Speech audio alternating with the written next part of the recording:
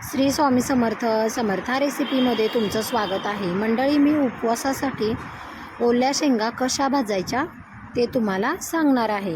त्यासाठी मी शेतातून एकदम ताजा शेंगा घेतलेल्या आहेत ओल्या। आता गॅस चालू करून घेतला आहे आणि त्यावरती लोखंडी कढई किंवा तवा ठेवायचा। मी तवा ठेवलेला आहे लोखंडी। तवा चांगला कडक गरम करायचा लाल होईपर्यंत। तवा छान गरम झाला की त्यामध्ये आपण ओल्या शेंगा घालणार आहोत भुईमुगाच्या। हे पहा,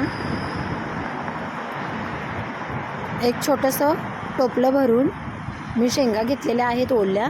त्या माती सकट आपण घ्यायच्या आहेत, धुवायच्या वगैरे नाही आहेत। जशा शेतातून काढून आणल्यात तशाच आपण त्या वापर करणार आहोत।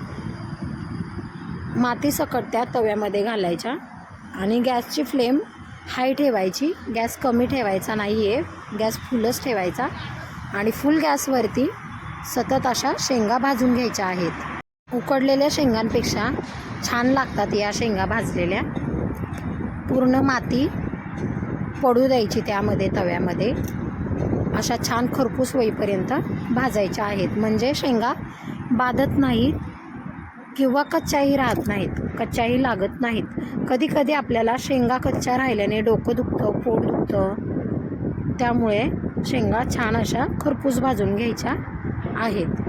वरील आवरण करपेपर्यंत शेंगा भाजायच्या आहेत, म्हणजे आतमधून शेंगा छान शिजतात आणि चवीलाही चांगल्या लागतात। आज माझा आहे गुरुवारचा उपवास।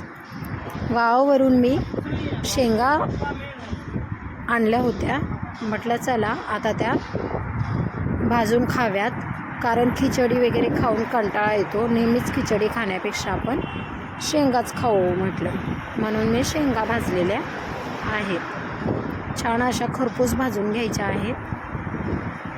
हे पहा किती छान खरपूस भाजलेल्या आहेत।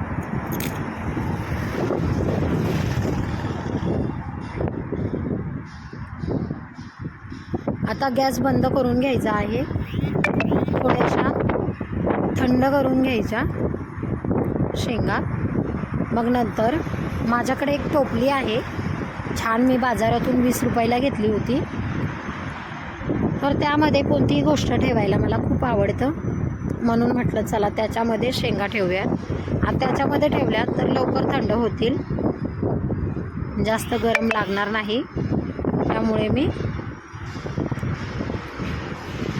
या टोपलीमध्येच ठेवले आहे आणि खाण्याचा असा स्वाद घेणार आहे। माझी रेसिपी आवडली असेल तर लाईक करा, शेअर करा, चॅनलला सबस्क्राईब करा।